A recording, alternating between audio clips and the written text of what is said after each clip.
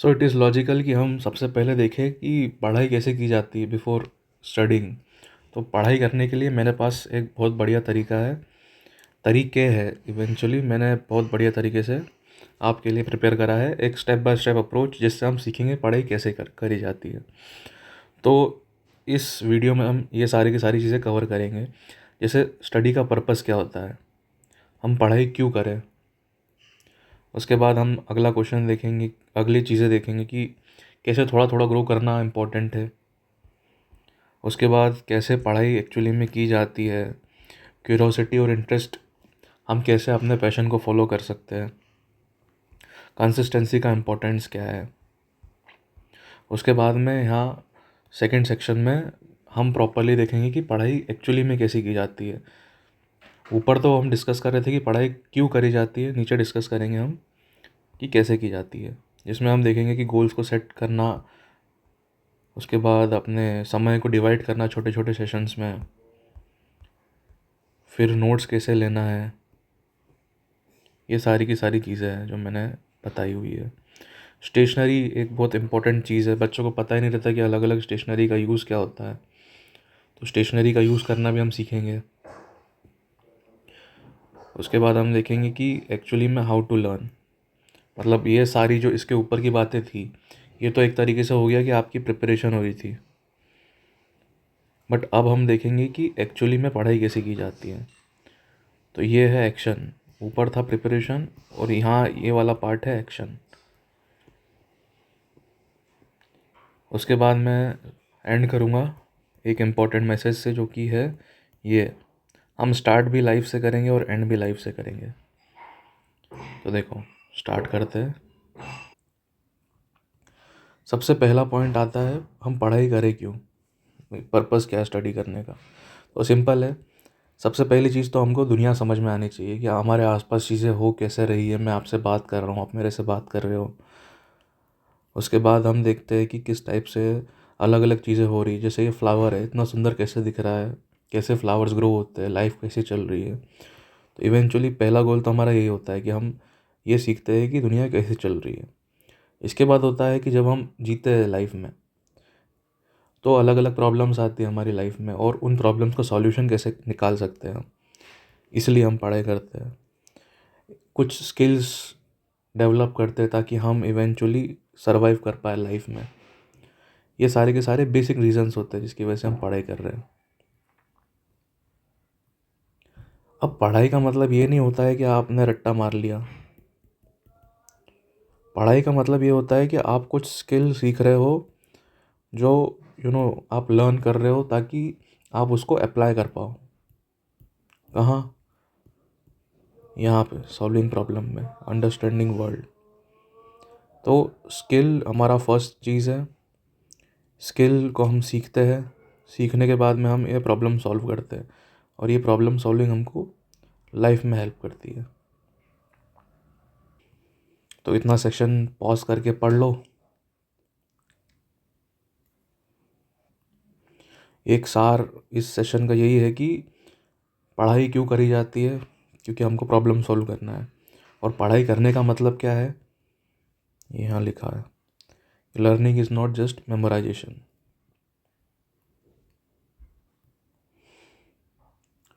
इसके बाद की चीज़ ये है कि कैसे हम अपने नॉलेज को ग्रो करें। तो देखो, हम बचपन से चलना सीखते हैं, तो हम क्या क्या होता है, हम ट्राई करते हैं चलना, फिर हम गिर जाते हैं, फिर हम वापस उठ के एडजस्ट करते हैं अपनी वॉकिंग स्टाइल को, वापस ट्राई करते हैं। हर चीज़ में यही प्रिंसिपल काम आता है। इसी चीज़ को, ये जो एफ़र्ट हम पुट कर रहे हैं, इसी एफ़र्ट को लर्निंग बोलते हैं। तो जो स्ट्रगल हम फेस कर रहे हैं, इवेंचुअली स्ट्रगल नहीं है वो, आप उस स्ट्रगल के अराउंड चीज़ें सीख रहे हो। तो it is better if you are struggling with something. तो ठीक है, जैसे छोटा सा प्लांट है, कैसे धीरे धीरे धीरे धीरे ग्रो होता है, वैसे हमको भी धीरे धीरे धीरे धीरे ग्रो होना है।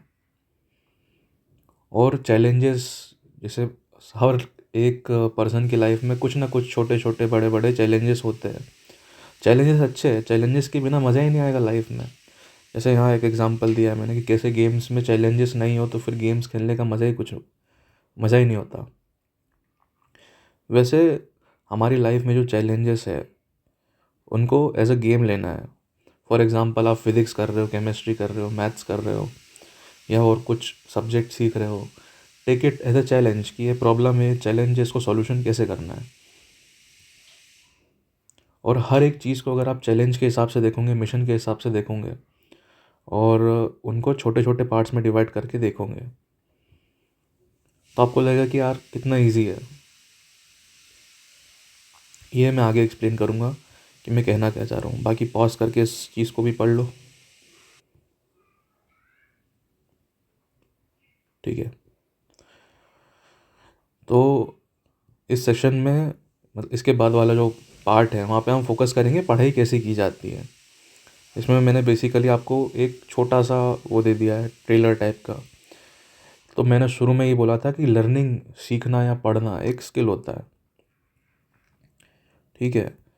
स्टडी करना सब चाहते हैं, पर क्या सब लोग वो समझ पाते हैं, लर्न कर पाते हैं, उस चीज़ से कुछ गेन कर पाते हैं क्या?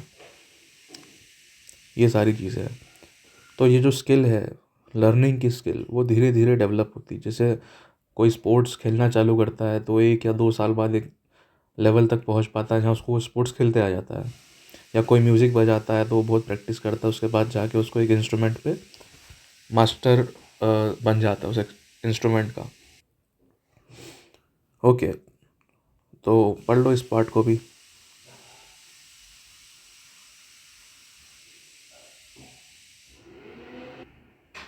अब लर्निंग को फ़न कैसे बनाया जा सकता है?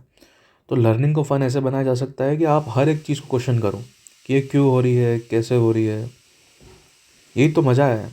साइंस, मैथ्स, स्पेशली ये 2 सब्जेक्ट्स, इनमें चीज़ें क्यों हो रही है, कैसे हो रही है, ये तो मज़ा है। आपको लिटरली हमने स्टेप बाय स्टेप सॉल्यूशन बताया हुआ है कि कैसे एक चीज़ को अप्लाई किया जा सकता है और नई चीज़ें क्रिएट की जा सकती है।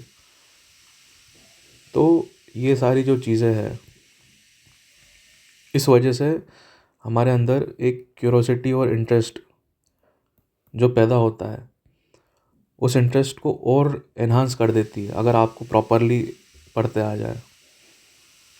आप सोचो बचपन से हम अलग अलग बच्चों के अलग अलग ड्रीम होते हैं। किसी को एस्ट्रोनॉट बनना रहता है, किसी को कार बनाना हो मान लो। आप सीख के ये सारी सारी क्यूरोसिटी और इंटरेस्ट फुलफ़िल कर सकते हो। इतने पार्ट को ही पढ़ लो।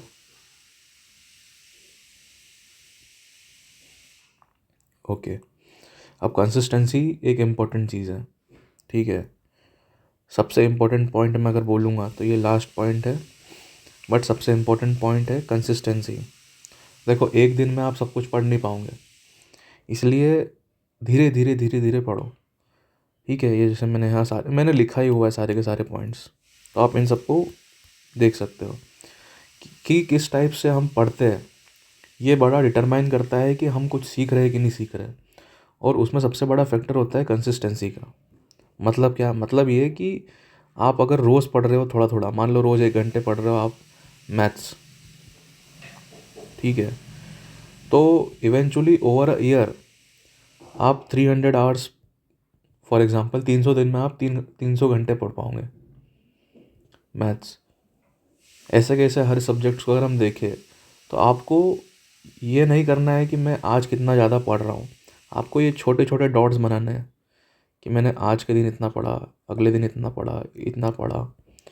और जैसे जैसे आप आगे बढ़ते जाओगे तो ये डॉट्स जो रहेंगे, ये आपका जो नॉलेज है वो बहुत बड़ा हो जाएगा। इसलिए कंसिस्टेंसी को जो समझ गया है और जिसने कंसिस्टेंटली एक पढ़ाई को हैबिट बना ली है कि मैं थोड़ा थोड़ा रोज़ सीखूंगा, ऐसा है कि बहुत सारे लोग इस पार्ट को अवॉइड कर लेते हैं। You can not cheat. आप चीटिंग एग्ज़ाम में कर सकते हो, पर लाइफ को कैसे चीट करोगे? तो चीटिंग नहीं करनी है, थोड़ा थोड़ा रोज़ पढ़ना है। हाँ, बहुत से बच्चे होते हैं जो लास्ट मिनट में पढ़ लेते हैं और एग्ज़ाम निकाल देते हैं, बट एग्ज़ाम निकालना पर्पस है ही नहीं। जो मैंने फर्स्ट पॉइंट बोला था ऊपर, हमारा पर्पस है कि किस टाइप से हम कुछ सीखें ताकि हम कुछ नई चीज़ डेवलप कर पाए। और मेरा टारगेट यही है। मेरा टारगेट ये नहीं है कि आप कोई बड़ी एग्ज़ाम दो, उसमें ऑल इंडिया रैंक 1 ले आओ या बोर्ड में 99% ले आओ, 100% ले आओ। ऐसा कुछ मेरा गोल नहीं है। मेरा गोल एक ही है, मेरा गोल सिंपल है कि आपकी लाइफ बेटर हो जाए। हम जो भी चीज़ करेंगे वो इसी पॉइंट के अराउंड चलेगी। हर एक लेक्चर, हर एक चैनल जो मैं बनाऊंगा वो सिर्फ इसी चीज़ के लिए रहेगा कि कैसे आप आपकी लाइफ को एनहांस करें। ये सारी चीज़ें हम जो भी कर रहे हैं, जो भी हम पढ़ाई कर रहे हैं, ये सारी चीज़ किस लिए हो रही है? लाइफ को एनहांस करने के लिए। और बच्चे यही चीज़ भूल जाते हैं। फोकस हमारा क्या है? लाइफ हमारी अच्छी हो जाए। इट इज़ नॉट फोकस कि आपको पैसा बहुत मिल जाए। पैसा मिल जाएगा पर लाइफ अच्छी नहीं तो फिर क्या मतलब? इसलिए हमको इवेंचुअली लाइफ को फुलफ़िल करना है, अच्छी जीवन जीना है। तो इतना पार्ट पढ़ लो।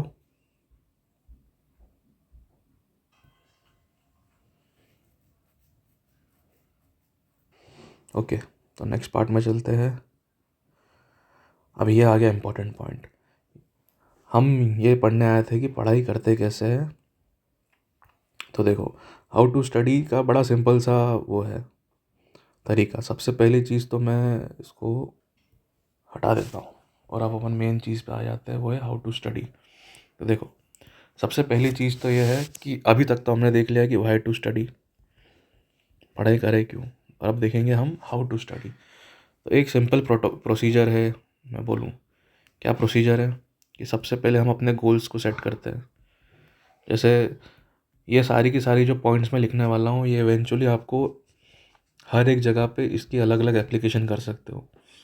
तो देखो, अपना गोल क्या है? जो 10th क्लास में उसको 10th की एग्ज़ाम देनी है, ठीक है। इवेंचुअली तो खैर एग्ज़ाम ही देनी है हमको, board exam. Okay, board exam में क्या क्या आता है?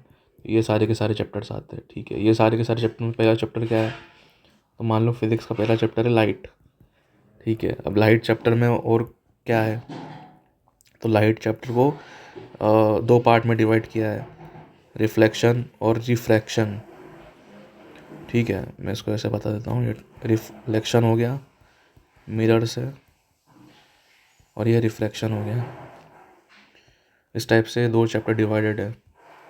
उसके बाद में हम सिर्फ अभी रिफ्लेक्शन के बारे में बात करेंगे। इस टाइप से हमने एक छोटा गोल ले लिया कि भाई अभी मेरा टारगेट ये है कि मैं सिर्फ रिफ्लेक्शन के बारे में सोचूं। ये जो चैप्टर है ये, अब इसके मैं मटेरियल देखूंगा और उसमें अपने टाइम को डिवाइड कर लूँगा। जैसे मैं शायद 5 से 6 लेक्चर्स बनाऊंगा रिफ्लेक्शन पे, तो हमको 5 या 6 दिन इस कॉन्सेप्ट को सीखने में लगा देना है। इस बीच में हमको प्रॉब्लम सॉल्विंग भी करनी है।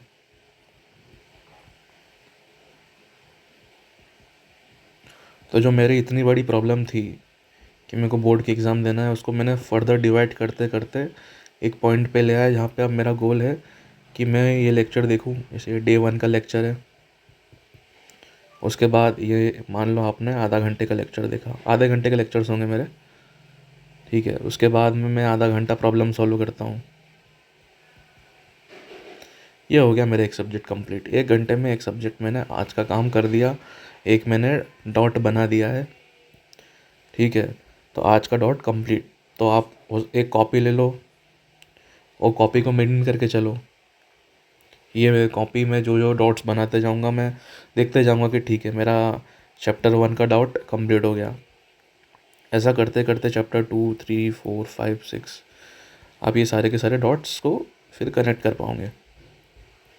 और 1 साल बाद मैंने बोर्ड के एग्ज़ाम के टाइम पे जब आप पीछे मुड़ के देखोगे तो लगेगा कि अरे ये सब चीज़ें तो मैंने आराम से पढ़ ली थी, कोई प्रॉब्लम ही नहीं हुई। तो ये आ जाता है पॉइंट गोल्स का। तो इतना पॉइंट अब नोट से पढ़ लो, ठीक है। पॉज कर लो, ठीक है। तो मैंने यहाँ पे भी यही बोला है कि रश मत करो, टारगेट छोटे छोटे सेट करो, अचीवेबल गोल करो, तो मज़ा आ जाएगा पढ़ने में। एक अल्टरनेट अप्रोच भी मैंने यहाँ पे बताई है कि आप क्या कर सकते हो जल्दी पढ़ने के लिए, बट इवेंचुअली आप रश मत करो। 1 घंटा पढ़ लिया मतलब आप सोचो एक डॉट मैंने बना लिया है। अब ये इतना जो मैंने पढ़ा है ये तो मेरे को आ ही जाता है, कोई दिक्कत नहीं। तो हमने स्टार्ट कर लिया अपने छोटे गोल को सेट करके, और छोटा गोल हमने अच्छे से ईज़िली फुलफ़िल कर दिया। अब उसके बाद में एक्चुअली में और इम्प्लीमेंटेशन में अगर मैं आ जाऊँ, तो यहाँ पे मैंने और बताया है कि कैसे हम अपना जो टाइम है उसको मैनेज करें। इतना ही है। तो देखो, एक बार में बहुत लंबे टाइम के लिए नहीं पढ़ना है, ठीक है? इसको लिख लो कहीं पे कि do not study for too long. मैंने लिखा है क्या? नहीं लिखा। ये पॉइंट बच गया, do not study for too long. Do not study for too long. Okay, तो ये इम्पॉर्टेंट है। क्यों इम्पॉर्टेंट है? क्योंकि एक रिसर्च के हिसाब से हमको जो टाइम हमारा फोकस बनने में लगता है, हमारा ब्रेन 25 मिनट तक अच्छे खासे फोकस में रहता है। Let me explain you. तो होता क्या है कि ये देखो, ये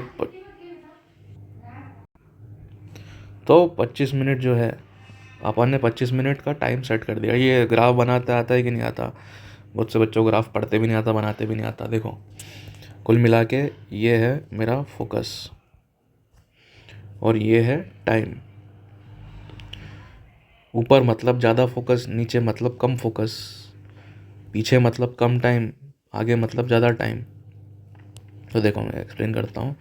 एकदम सुबह सुबह उठे अपन, मुँह हाथ धोए, पढ़ने बैठ गए, फ्रेश व्रेश होके, तो अपना फोकस फुल रहता है एकदम यहाँ पे कि भाई कुछ भी ले आओ मैं पढ़ लूँगा। उसके बाद जैसे जैसे 25 मिनट होता है अपना फोकस कम होते जाता है, और 25 मिनट के बाद अपना फोकस बिल्कुल ख़त्म हो जाता है। बहुत से बच्चे होते हैं जिनका इससे पहले भी हो जाता है, कोई बच्चे होंगे जिसका उसके बाद भी हो जाता है कि कोई 50 मिनट तक लगत बैठ जाए। पर इम्पोर्टेंट ये है कि हम जैसे ही फोकस ख़त्म हो, फोकस जैसे ही एंड हो, वैसे ही स्टडी को भी एंड कर दो। ठीक है, स्टडी को एंड कर दो। यहाँ पे आप लो 5 मिनट का ब्रेक एक्स्ट्रा। ठीक है, ये 5 मिनट क्या करना है मैंने यहाँ बताया। 5 मिनट रिलैक्स करो, आंख बंद करो, गाना सुनो मस्त, या तो थोड़ा घूमते घूमते मम्मी से बात कर लो। फ़ोन मत यूज़ करना इस ब्रेक में। अगर आप फ़ोन यूज़ करोगे तो फ़ोन की दुनिया में खो जाओगे। अभी जस्ट मैंने एक कोट पढ़ा था, बहुत अच्छा लगा मुझे। वो ये था, जो इस पॉइंट से अलाइन करता है, वो ये था कि जो फोकस है, फोकस इज़ करेंसी। तो आपका जो फोकस है वो करेंसी है। सोचो, पैसे है फोकस, आपका फोकस कहीं और चले गया पढ़ाई से, तो मतलब सोचो कि आपने वहाँ पैसे लगा दिए।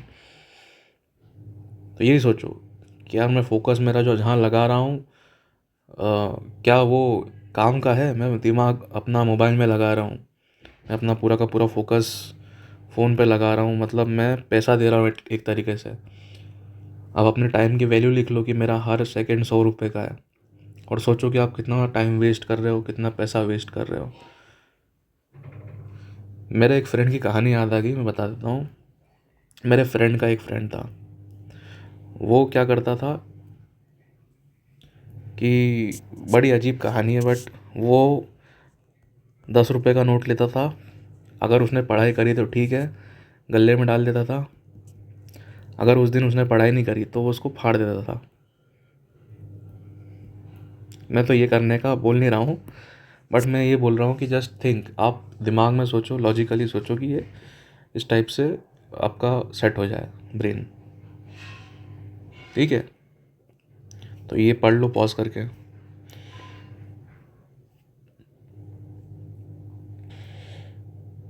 ओके, अब आई थिंक कि मैंने सारे के सारे क्लियरली, मैंने एक्चुअली नोट्स में ही क्लियरली एक्सप्लेन कर दिया कि मैं कहना क्या चाह रहा हूँ। बस मैं एडिशनल पॉइंट और ऐड कर रहा हूँ। तो इट इज़ इम्पॉर्टेंट कि आप पॉज करके देखें, पूरा पढ़ें और उसके बाद कंटिन्यू करें। ओके, बहुत सी चीज़ें जो नोट्स में है वो मैं बोल के बोलूँगा नहीं, और जो मैं बोल रहा हूँ वो नोट्स में नहीं है, तो पैराडॉक्स वाली सिचुएशन है। ठीक है, अब इम्पोर्टेंट पॉइंट आ जाता है। सबसे इम्पोर्टेंट पॉइंट है ऑलवेज टेक नोट्स।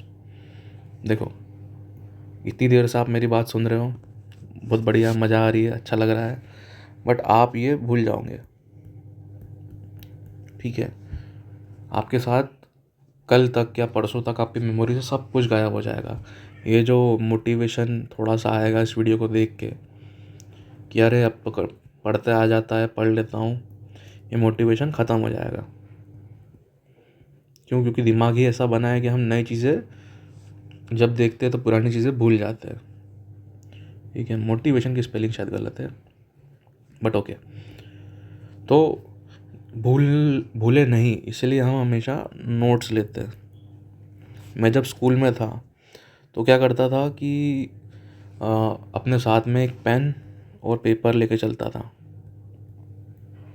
ठीक है, मतलब मेरे पास पेपरों का बंडल पड़ा हुआ था तो मैं उसमें से एक पेपर लेता था, फोल्ड कर लेता था, जेब में डाल लेता था, और मेरे जेब में हमेशा एक पेन होती थी। जैसे ही जहाँ पर भी कुछ भी मेरे को इन्फॉर्मेशन मिली मैं उसको नोट कर लेता था। मैं मेरे पर्सनल एक्सपीरियंस से बोल रहा हूँ कि बहुत काम की चीज़ें नोट करना, क्योंकि भूल जाते हैं हम लोग। और उसके बाद में एक और चीज़ जो मेरे को प्रॉब्लम दी थी वो ये थी कि ठीक है, नोट तो बना लिए, नोट्स को ऑर्गेनाइज करना, ये एक और इम्पोर्टेंट बात थी। क्योंकि मैं बनाता था नोट्स, बहुत सारे नोट्स हो जाते थे, तो इस चक्कर में मैं इवेंचुअली इनका यूटिलाइजेशन नहीं कर पाता था, यूटिलाइज नहीं कर पाता था। तो यूटिलाइज क्यों नहीं कर पाता था? क्योंकि मेरे को ये करते नहीं आता था, ऑर्गेनाइज। तो इतना पार्ट पढ़ लो नोट मेकिंग का, मैं फिर बताता हूँ कि ऑर्गेनाइज कैसे करना है नोट्स को, जो स्टेशनरी पार्ट में आएगा। तो देखो, मेरे को पर्सनली क्या क्या प्रॉब्लम्स आई थी मैं यहाँ से बताता हूँ। कि जब मैं नोट्स लेता था तो मैं सोचता था कि यार लेक्चर देखने के बाद नोट्स लूँ कि लेक्चर देखने से पहले, क्योंकि जो लेक्चर्स पढ़ाते थे या जो टीचर्स है वो प्रॉपरली बताते नहीं कि लिखना क्या है, करना क्या है। इसलिए मैं आपको बता रहा हूँ कि एग्जैक्टली मैं क्या कहना चाह रहा हूँ, इसलिए मैं खुद के नोट्स भी आपको दूंगा। तो देखो, ये मेरे नोट्स है। तो पहली प्रॉब्लम क्या थी कि हाउ टू टेक नोट्स, माने लूँ कब? लेक्चर के बाद लूँ, लेक्चर देखते देखते देखते लूँ, क्या करूँ? उसके बाद में क्या बोल सकते हैं, अगर प्रॉपरली नोट्स बनाऊँ मैं तो उसको बनाने में बहुत टाइम लगता है। हो सकता है कभी लगे कि ये डेफिनेशन ऐसी भी हो सकती है, वैसी भी हो सकती है, इस बुक में ऐसा लिखा है, उस बुक में वैसा लिखा है, सिस्टमेटिक कैसे बना है। तो ये करने की वजह से क्या होता था, जैसे मैं लेक्चर देख रहा हूँ, मैंने 10 मिनट का लेक्चर देखा, उसमें एक टॉपिक कंप्लीट हो गया। अब वो 10 मिनट का लेक्चर कंप्लीट करने में मेरे को 30 मिनट लग जाते थे सिर्फ नोट बनाने में, क्योंकि इवेंचुअली जो 10 मिनट में उन्होंने पढ़ाया है, अब मैं कभी भी एग्ज़ाम देने के लिए नहीं पढ़ता, और जो जितने भी टीचर्स पढ़ा रहे हैं वो सिर्फ एक फोकस के लिए पढ़ा रहे हैं कि एग्ज़ाम देना है। मैं पढ़ता था सीखने के लिए, तो उस सीखने के लिए मुझे 30 मिनट एक्स्ट्रा देने पड़ते थे हर 10 मिनट के लिए। आप सोचो, हर 10 मिनट के लिए मैं एक्स्ट्रा 30 मिनट्स की डिमांड कर रहा हूँ। एक ये भी बहुत बड़ा रीज़न था जिसकी वजह से मेरी जॉइंट एंट्रेंस एग्ज़ाम जो थी, जेई और गेट, उसको करने में बहुत टाइम लग गया, क्योंकि मैं इवेंचुअली अप्लाई करने वाला व्यक्ति हूँ। जब तक मेरे हाथ से प्रोजेक्ट नहीं बनते, जब तक कॉन्सेप्चुअल अंडरस्टैंडिंग और एप्लीकेशन वाली अंडरस्टैंडिंग नहीं आती, मैं आगे नहीं बढ़ता था। ये मेरी बहुत बड़ी प्रॉब्लम थी। उसके बाद हम, क्योंकि प्रॉब्लम इस वजह से हमेशा लगता था कि कुछ तो मिसिंग है, और हमेशा कुछ ना कुछ मिसिंग होता था, क्योंकि टीचर्स का इंटेंशन था एग्ज़ाम का, मेरा इंटेंशन था नॉलेज का। ये जो दो चीज़ें हैं, ये दोनों चीज़ें डाइवर्ट हो जाती थी। तो खैर, आगे बढ़ते अपन। तो नोट मेकिंग करते कैसे हैं? तो पहले ही वार्निंग पढ़ लेना। मैं क्या करता था, और आपको क्या करना चाहिए, मैं तो डायरेक्टली कॉपी में नोट ले लिया करता था। ठीक है, लेक्चर देखा, कॉपी में नोट बना लिए, बहुत टाइम एक्स्ट्रा लगता था मेरे को। ठीक है, लॉट ऑफ टाइम वेस्ट तो नहीं बोलूँगा, पर डायरेक्टली कॉपी में नोट्स लेने में बहुत टाइम ख़त्म हो जाता था मेरा। तो इंस्टेड, अभी जस्ट मैंने अराउंड दिस टाइम मैंने एक नई अप्रोच निकाली, वो ये थी कि यार एक काम करता हूँ, रफ नोट्स ले लेता हूँ। तो लेक्चर चलते रहता है, ठीक है, या तो कोई सी बुक पढ़ रहा हूँ मैं, बुक या लेक्चर जो भी है, वो पढ़ता जाता था और डायरेक्टली उसके रफ नोट्स लेता था। कोई फालतू चीज़ नहीं कि मैं सिस्टमेटिक नोट्स ले रहा हूँ ये वो, नहीं। जितनी जल्दी हो सके उतनी जल्दी मैं नोट्स ले लिया करता था, जैसे मैंने यहाँ लिखा भी है, ठीक है, as fast as possible, lecture के साथ साथ या बुक के साथ साथ। और फिर उसके बाद में जो मिसिंग पार्ट है मैं बाद में ऐड कर लेता था। जब भी लगता था कि यार कुछ मिसिंग है तो बाद में। रफ़ नोट्स कहाँ लेता था, तो मैंने शीट्स, अभी जस्ट फिर से मैं बोल रहा हूँ, मैंने ये अप्रोच अभी जस्ट फॉलो करी है, मैंने सोचा है इसको करने का, तो मैं इसकी गारंटी नहीं ले सकता, but I think it will work. Actually अभी मैं सीख रहा हूँ कुछ कुछ चीज़ें, तो उनको सीखने में मैं सोच रहा हूँ कि यार let us follow new approach. ठीक है, मैंने क्या किया, एक ब्लैंक शीट्स आती है मेरे यहाँ, मिलती है 80 रुपये किलो के हिसाब से। बहुत सारी शीट्स आ जाएंगी, बहुत लंबी लंबी शीट्स आ जाएगी, उनको ऐसे बीच से फोल्ड करोगे तो A4 साइज़ के पेपर बन जाएंगे वो, इस टाइप से। तो ये करना, ले आना ये वाली शीट्स। उसके बाद में जैसे ही कुछ लेक्चर देख रहे हो, बुक पढ़ रहे हो, फटाफट नोट लेते जाओ। फटाफट इन द सेंस कि समझ समझ के। ठीक है, पहली चीज़ तो ये देख लो, शीट ले आना, ले ली शीट। उसके बाद नोट्स बनाना रफ में, फिर हम देखेंगे फेयर का क्या करना है बाद में। ठीक है, शीट्स को फोल्ड कर देना, फास्ट फास्ट लेना, लेक्चर ख़त्म होने के बाद में मिसिंग पार्ट ऐड कर देना, और हर एक नए टॉपिक के लिए नई शीट लेना। हमारे पास थोड़ी जगह होनी चाहिए ताकि हम मिसिंग पार्ट ऐड करें। तो देखो, ये रहा मेरा टेम्पलेट।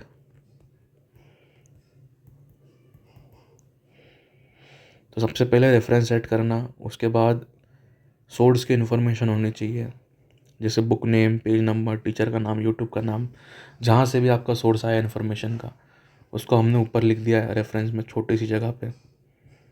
ठीक है, ये आपका नोट है, इतनी सी जगह पे ऊपर पहले एक दो लाइन में हमने रेफरेंस डाल दिया।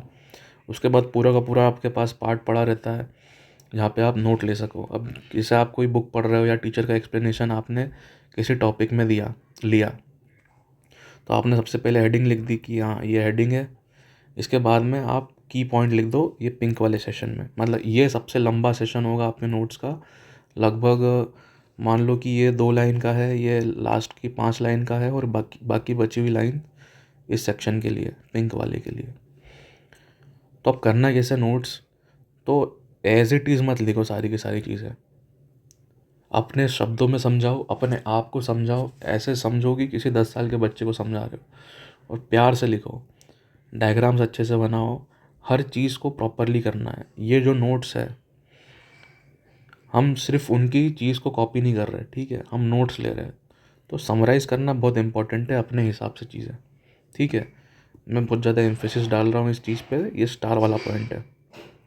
और आखिरी में थोड़ी जगह छोड़ देना कुल मिला के, जो ग्रीन वाला पार्ट है। ओके, तो देखो, अभी तक आप लोगों ने नोट्स तो बनाए नहीं होंगे, इसलिए नोट्स बनाओ। जब मैं बना रहा था नोट्स, ये मेरा फर्स्ट ड्राफ्ट है एक्चुअली। ये वीडियो जो था वो फर्स्ट वीडियो मैंने अपलोड करा था हाउ टू स्टडी का, अच्छा नहीं था। सेकंड था, अच्छा नहीं था। ये थर्ड इटरेशन है इस वीडियो का। तो जो फर्स्ट वाला था वीडियो, उसके लिए मैंने इस टाइप से नोट्स प्रिपेयर करके रखे थे। ये देखो, मैंने क्या किया था, ये ऊपर हेडिंग डाल दी, रेफरेंस डाल दिया, उसके बाद मेरे जो इम्पोर्टेंट पॉइंट्स थे वो सारे के सारे लिख दिए। ये 4 पॉइंट थे, 3 पॉइंट नोट मेकिंग के। उसके बाद ये जो इम्पोर्टेंट पॉइंट है हाउ टू स्टडी, जो हम आगे डील करेंगे वो, और ये लास्ट पॉइंट है। देखो, इस टाइप से क्लियर कंसाइज छोटे से नोट्स बनाए थे मैंने। आपको भी इस टाइप के नोट्स बनाने हैं, तो स्टार्ट करो। तो ठीक है, कुल मिला के रफ़ कॉपी में नोट्स बनाना है, फटाफट बनाना है, समराइज़ करना है अपने हिसाब से, रेफरेंस और खाली जगह छोड़नी है ऊपर और नीचे। अब आ जाती बात ऑर्गेनाइजेशन की, जिस पे मैं खुद मात खा गया था। मैंने कभी सोचा ही नहीं था कि स्टेशनरी का यूज़ कर सकते हैं, मैं पता ही नहीं था ये सब चीज़ें एग्जिस्ट करती है। जैसे सबसे इम्पोर्टेंट चीज़ जो मेरे को लगी वो ये है कि आपके पास बहुत सारे बंडल्स हो जाएंगे नोट्स के। तो उन बंडल्स को आप ऑर्गेनाइज़ कर सकते हो चैप्टर के हिसाब से। उसके लिए इस टाइप की जो क्लिप्स होती है, पेपर क्लिप्स, पेपर क्लैम्प जो भी इसको बोलते हैं, ये ले आओ। डब्बा मिलता है, पूरा का पूरा डब्बा ले आओ। 10 क्लिप्स होती है, 10-12 क्लिप्स। उसके बाद आती है फाइल्स और फोल्डर्स। फाइल्स आती है 20-20 रुपए की। उसके अंदर सब्जेक्ट के हिसाब से अरेंज कर लो। एक फिज़िक्स की फ़ाइल, एक केमिस्ट्री की फ़ाइल, एक मैथ्स की फ़ाइल, ठीक है। जैसे बंडल हो गया, चैप्टर 1 बंडल, चैप्टर 2 बंडल, और उन बंडल को रखना है फाइल्स में। चैप्टर फिज़िक्स की फ़ाइल, मैथ्स की फ़ाइल। उसके बाद जो फाइल्स और बंडल्स रहेंगे उनको कलर कोड करना है, ठीक है। थोड़ा कलरफुल नोट्स, नोट्स तो कलरफुल नहीं, कलरफुल स्टिकी नोट्स या मार्कर की हेल्प से आप थोड़ा कलर ऐड कर सकते हो, ताकि आंखों को फटाक से दिख जाए कि ये चीज़ ये है, ये चीज़ वो है। तो मार्कर ले आओ, स्टिकी नोट्स ले आओ। उसके बाद पेन। पेन तो हाँ, एक पॉइंट और था, रुको। ये ओवर यूज़ मत करना कलर का, नहीं तो बेकार दिखेगा। अब पेन की बात कर ले तो देखो, ब्लू, ब्लैक और रेड पेन। मैं अभी आपको रेड पेन से एक्सप्लेन कर रहा हूँ कुल मिला के। तो ये देखो, ये ब्लू पेन, ब्लैक पेन, हर एक कलर की पेन की अपनी अपनी वो होती है। इसके बाद मैं एक और पॉइंट जानता नहीं था कि यार पेन का बड़ा इफ़ेक्ट रहता है, स्पेशली इस पॉइंट का, कि कितना उसका मतलब वो है, स्ट्रोक साइज़ है, कितनी मोटी है अपनी पेन की जो पॉइंट है। जैसे मैं एक्सप्लेन करता हूँ। मैंने यहाँ लिखा हेलो, उसके बाद इसका साइज़ कम किया, ये बोल्ड हो गया और ये नॉर्मल टेक्स्ट हो गया। ये डिफरेंस आ जाता है पेन के साइज़ से। इसलिए अपने पास में एक मतलब 3 पेन नॉर्मल होनी चाहिए, 3 पेन बोल्ड की होनी चाहिए। मज़ा आ जाएगा जब हेडिंग्स और इम्पोर्टेंट पॉइंट्स आप बोल्ड पेन से लिखोगे तो अलग ही हाईलाइटेड दिखेंगे। ओके, पेंसिल, इरेज़र, ये सब की सब चीज़ें हैं, ठीक है। अभी ये वाला पॉइंट भी आप पढ़ लो, पॉज करो, ठीक है। अब उसके बाद तो सिंपल प्रोसीजर करना है। एक बार आपने अच्छे नोट्स बना लिए, ठीक है, नोट्स कंप्लीट हो गए, प्रॉब्लम सॉल्व कर लिया अपन ने, सब कुछ कर लिया, अपने को आ जाता है अब चीज़। तो मान लो कि मैंने पढ़ा एक नया चैप्टर, ठीक है। मैंने पढ़ा चैप्टर 9 लाइट। ओके, इसके मैंने नोट्स बना लिए, रफ वाले बना लिए। इसकी मैंने प्रॉब्लम सॉल्व कर ली, ठीक है। जब प्रॉब्लम सॉल्व करोगे तो आपको और न्यू इन्फॉर्मेशन मिलेगी। मैं काम करता हूँ, वाइट बोर्ड में बना देता हूँ ये चीज़। ओके, तो जब आप किसी चैप्टर को पढ़ते हो, चैप्टर 9 है लाइट, जिसको मैं बोलूँगा 10P1। इसके जब आपने नोट्स बना लिए, rough note complete, next step क्या है अपनी? नेक्स्ट स्टेप है प्रॉब्लम सॉल्विंग। ये कर ली। इसके बाद की स्टेप क्या है? इसके बाद की स्टेप है, जब प्रॉब्लम सॉल्व करोगे तो आपको पता चलेगा कि कुछ कुछ चीज़ें मिसिंग है। मेरे ही नोट्स में हो सकता है कुछ ना कुछ मिसिंग हो, तो वो मिसिंग एलिमेंट को वापस ऐड करो, ठीक है। तो मेरे लेक्चर के अभी तक मेरे हिसाब से आपने रफ नोट्स लेना स्टार्ट कर दिया होगा काइंड ऑफ, या नहीं करा है तो वापस स्टार्ट करो, रफ नोट्स लो मेरे लेक्चर के। उसके बाद आप एक्चुअली में जब पढ़ाई करने बैठोगे तो आपको पता चलेगा कि कुछ कुछ एलिमेंट्स मिसिंग है मेरे नोट्स में। फिर उन मिसिंग एलिमेंट्स को आप वापस ऐड करो इसमें, रफ नोट्स में। जब एक बार ये प्रोसेस कंप्लीट हो जाए और आपके नोट्स अच्छे हो जाए, तो इन अच्छे वाले जो नोट्स हैं उनको फेयर कॉपी में लिख दो। फेयर कॉपी में लिख दिया, हो गया। अब आप बोलोगे कि सर इतना समय मेरे पास नहीं है कि मैं रफ़ कॉपी बनाऊँ, फेयर कॉपी बनाऊँ। ठीक है, अगर रफ़ कॉपी से काम चल रहा है तो रफ़ कॉपी बनाओ, बट फेयर कॉपी बनाना है तो क्या प्रॉब्लम है, ठीक है। ये पढ़ लिया होगा मेरे हिसाब से। अब आ जाते हैं अपन इस पॉइंट पे। सो देखो, अब इम्पॉर्टेंट चीज़ ये है, ये पॉइंट हाउ टू लर्न, इस पॉइंट पे आने से पहले आपके नोट्स कंप्लीट हो जाने चाहिए। ठीक है, मैं स्पेसिफाई अच्छे से कर रहा हूँ बार बार, रफ नोट्स एटलीस्ट कंप्लीट हो जाने चाहिए इस लेक्चर के। नहीं माने कुछ भी आप पढ़ रहे हो, मानो फिज़िक्स पढ़ रहे हो, आपने फिज़िक्स पढ़ लिया, उसके बाद में रफ नोट्स बना लिए। ठीक है, जब रफ नोट्स बना लिए, अब हम जाके देखेंगे कि अब ये जो हमने रफ नोट्स बना लिए एक कॉन्सेप्ट के, उसको याद कैसे करें। ठीक है, लर्निंग कैसे होगी।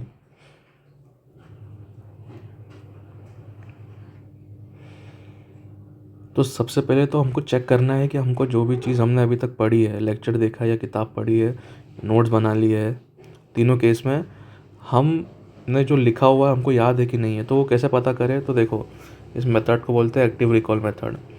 एक कॉन्सेप्ट हमने पढ़ा, ठीक है, नोट्स बना लिया, उसके नोट्स को बंद कर दिया, और उसके बाद हम सारे के सारे पॉइंट्स रिकॉल करते हैं। एक एग्जांपल से एक्सप्लेन करता हूँ मैं। जैसे मैंने बोल दिया कि मैंने अभी लाइट शटर पढ़ा। ठीक है, लाइट्स के बारे में मुझे क्या क्या पता है। लाइट्स की सबसे पहली प्रॉपर्टी है कि स्ट्रेट लाइन में ट्रेवल करती है, स्ट्रेट लाइन में ट्रैवल करती है। उसके बाद उसकी स्पीड 3 × 10⁸ मीटर पर सेकेंड है। ये मेरे को बेसिकली नॉलेज में है। उसके अलावा और कुछ है कि हाँ, लाइट जो है वो या तो रिफ्लेक्ट हो सकती है या तो रिफ्रैक्ट हो सकती है। कुल मिला के अगर हिंदी में बोलूँ तो या तो क्या बोलते हैं, बेंड हो सकती है, या चल खैर छोड़ो, मेरे हिसाब से ये 2 पॉइंट ही इंपॉर्टेंट है। मैं ज़्यादा नए टर्म्स का यूज़ करूँगा तो आप लोग कन्फ्यूज हो जाओगे, बट आई थिंक ये तो क्लियर है, लाइट सीधी लाइन में चलती है और स्पीड बहुत तेज़ होती है। कुल मिला के इसका मतलब ये है कि मेरे को बेसिकली लाइट के बारे में पता है, तो मैंने ये डॉट बना दिया कि ठीक है, मेरे को लाइट के बारे में पता हुआ है। ओके, पर अब मान लो कि मेरे को और प्रॉपर्टीज़ के बारे में नहीं पता, तो मैं क्या करूँगा, अब मैं देखूँगा मेरे नोट्स में। ये हो गया, अब मैं मेरे नोट्स को देखूँगा कि मेरे नोट्स में क्या क्या लिखा है लाइट के बारे में। तो मान लो वापस यहाँ आ जाते हैं कि मान लो ये रहा लाइट, लाइट के बारे में 5 पॉइंट है जो मैंने मेरे नोट्स में लिखे, जिसमें से 2 पॉइंट मेरे को आ जाते हैं, ये 3 पॉइंट नहीं आए। अब मेरे को एक्चुअली में पता है कि मेरे को क्या नहीं आता है, तो मेरे को ये नहीं आता है, तो अब मैं सिर्फ इस चीज़ पे फोकस करूँगा। मैं क्या करूँगा, अब मैं यहाँ पे एक मार्क लगा दूँगा। ये छोटे छोटे डॉट बना दिए मैंने इनके सामने कि ये चीज़ मेरे को अभी तक आती नहीं है, छोटे छोटे स्टार बना दिए कि अब इन पे थोड़ा और फोकस करना है। इस चीज़ को बोलते हैं गैप्स। हमको क्या नहीं आता, ठीक है, ये चीज़ जो मैंने अभी करी है, मैंने यहाँ लिखी हुई है। हाँ, एक और point, explain things in simple terms, ये जो नीचे लिखा हुआ है। ऐसा पढ़ाओ अपने आप को कि 10 साल के बच्चे हो आप, मतलब 10 साल के बच्चे के हिसाब से किसी भी कॉन्सेप्ट को सिंप्लीफाई करना चाहिए, तो आपको भी समझ में आ जाएगा और 10 साल के बच्चे को तो आ ही जाएगा। ठीक है, इतना पार्ट पढ़ लो। अब गैप्स के बारे में पता चल गया, तो उन गैप्स को भरे कैसे, मतलब कैसे उन चीज़ों को वापस पढ़े, तो वही है, 10 साल के बच्चे को एक्सप्लेन करो, प्रॉब्लम सॉल्व करो उस चीज़ पे। जैसा कि मैंने पहले बताया था कि प्रॉब्लम सॉल्विंग से भी आपको बहुत सी मिसिंग पार्ट क्लियर हो जाएंगे, और उनको फिर नोट में ऐड कर लो कि अच्छा मेरे को ये समझ में आया, वो समझ में आया। किसी और को पढ़ा के देखो, रिवीजन करो बार बार। रिवीजन का पार्ट हम अगले वाले से इसके बाद वाला टॉपिक रिवीजन ही है। ओके, उसके बाद में कुछ चीज़ होती है जो बिल्कुल, मतलब क्या बोलूँ मैं, याद ही नहीं होती। जैसे यार, अगर मैं यहाँ देखूँ तो 2 चीज़ें होती है। Let me draw a line, ये कॉन्सेप्ट है, ये फैक्ट है। बहुत से बच्चे बोलते हैं कि मुझे कॉन्सेप्चुअल अंडरस्टैंडिंग है, बट ये फैक्ट याद नहीं होता है। सर ये तो मैं गूगल पे भी देख सकता हूँ। हाँ, अच्छी बात है। मैं तो ये प्रेफ़र करता हूँ कि आप अगर प्रॉब्लम सॉल्व कर रहे हो तो गूगल से देख के ही करो। अपना एम क्या है? प्रॉब्लम सॉल्व करना। बस आपको कॉन्सेप्चुअल क्लैरिटी होनी चाहिए। तो इसका मैंने तो क्या ही है, मतलब इसका एक जुगाड़ है।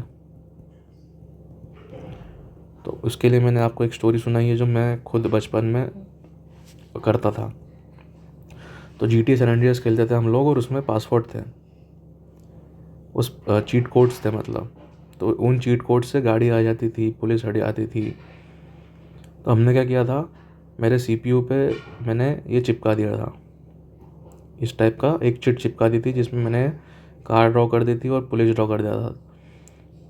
तो इवेंचुअली मैंने इसका यूज़ इतनी बार करा, AEZAKMIPDNEJOH, कि ये वर्ड्स मुझे अपने आप याद हो गए। मैंने कुछ एफर्ट, और 1 महीने बाद मैं बिना देखे ही टाइप कर देता था पासवर्ड।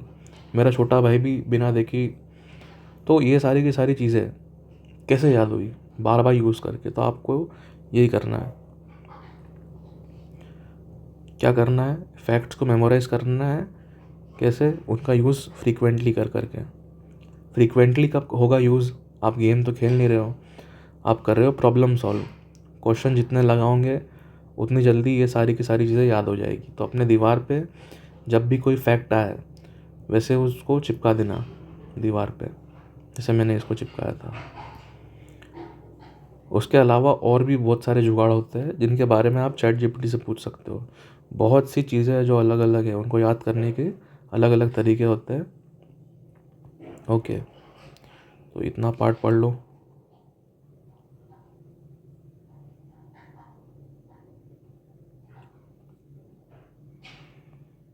ठीक है, अब आ जाते हैं इम्पोर्टेंट पॉइंट पे। फर्स्ट पॉइंट था, वो था लाइफ। हम कुछ भी चीज़ कर रहे हैं वो लाइफ के लिए कर रहे हैं, हमारी लाइफ को बेटर बनाने के लिए कर रहे हैं। और जब तक हमारी लाइफ बेटर नहीं होगी तो ये सारी की सारी चीज़ें करने का मतलब क्या है? तो इसीलिए ये वाला जो सेशन है वो बहुत इम्पोर्टेंट है। हेल्थ, सबसे ज़्यादा प्रायोरिटी हमको हेल्थ को देनी है। अब मैंने ब्रेन के बारे में बहुत सारी चीज़ें बताई हुई है, जैसे ब्रेन फंक्शन कैसे करता है इतने सेक्शन में। ब्रेन्स न्यूरॉन्स के कनेक्शंस बनाता है। ये न्यूरॉन्स हमारे ब्रेन में रहते हैं, इनके कनेक्शंस जो रहते हैं एक दूसरे के साथ में, वो स्ट्रेंथन करता है, मॉडिफाई करता है इन कनेक्शंस को। एक साइंस है बिहाइंड कि हम पढ़ाई कैसे कर रहे हैं। तो आप सोचो कि जो कुछ भी हो रहा है वो हो तो अपने ब्रेन में ही रहा है। तो अगर घूम फिर के मैं एक बात बोलूँ तो हमको क्या, अगर पढ़ना है तो अपने को अपना जो ब्रेन है उसको चलाते आना चाहिए। अगर आप किसी कार को चला रहे हो तो उस कार को मेंटेनेंस भी लगता है, वैसे ब्रेन को भी मेंटेनेंस लगता है। तो क्या क्या मेंटेनेंस के लिए लगता है तो यहाँ मैंने बताया। सबसे पहली चीज़ तो आप लो मेडिटेशन करो, ब्रीथिंग एक्सरसाइज करो, घूमने जाओ। इसकी वजह से आपका माइंड एकदम स्ट्रेस से वो रहेगा, स्ट्रेस नहीं रहेगा माइंड में। योगा एक्सरसाइज करो ताकि अपने दिमाग में ऑक्सीजन जाए। एक्सरसाइज या योगा करने से हमारे ब्लड के अंदर ऑक्सीजन जाता है, ब्लड से अपने दिमाग में जाएगा। खाना हमको अच्छा खाना चाहिए, जंक फूड और ये सारी चीज़ें अवॉइड करनी चाहिए। रेस्ट अच्छा लेना चाहिए। अब 100 बात की एक बात तो ये है कि ये सारी चीज़ें आप पढ़ो, ठीक है। मैं रोक देता हूँ, इसको अच्छे से पढ़ो जो मैंने लिखा हुआ है, पढ़ लिया होगा। किसी भी बच्चे को अगर पढ़ने में प्रॉब्लम आ रही है, किसी भी बच्चे को कुछ भी प्रॉब्लम आ रही है पढ़ने में, वो इन 3 चीज़ों की वजह से ही है, ठीक है। पहला तो सबसे बड़ा कारण ब्रेन आ जाता है। दूसरा कारण आ जाता है वो ये है कि ब्रेन का मेंटेनेंस नहीं हो रहा, ठीक है। मेंटेन ही लिख देता हूँ, मेंटेन नहीं हो रहा है ब्रेन। ब्रेन को मेंटेन करने के लिए क्या करना है? सबसे पहली चीज़ रेस्ट लेना है। मैं खुद 6 घंटे रात में और 2 घंटे दोपहर में सोता हूँ। क्यों? क्योंकि मैं इसके बाद में मेरा एक स्टडी सेशन सुबह स्टार्ट होता है, एक स्टडी सेशन इवनिंग में स्टार्ट होता है। उन दोनों के पहले मैं मेरे दिमाग को अच्छा खासा रेस्ट दे देता हूँ। उसके अलावा एक्सरसाइज प्लस योगा, ये इम्पोर्टेंट चीज़ें हैं। योग बोलो, योगा नहीं, योग इम्पोर्टेंट है, इससे दिमाग में ऑक्सीजन जाता है। आप सोचो, सुबह सुबह सबसे बढ़िया समय होता है पढ़ने का। क्यों? क्योंकि सुबह सुबह फ्रेश ऑक्सीजन प्रिपेयर होता है, इसलिए सुबह सुबह उठ के पढ़ो तो मज़ा आ जाता है। ये जो कनेक्शन बना रहा है ब्रेन, ये जो ब्रेन कनेक्शन बनाता है वो स्ट्रांग बनते हैं।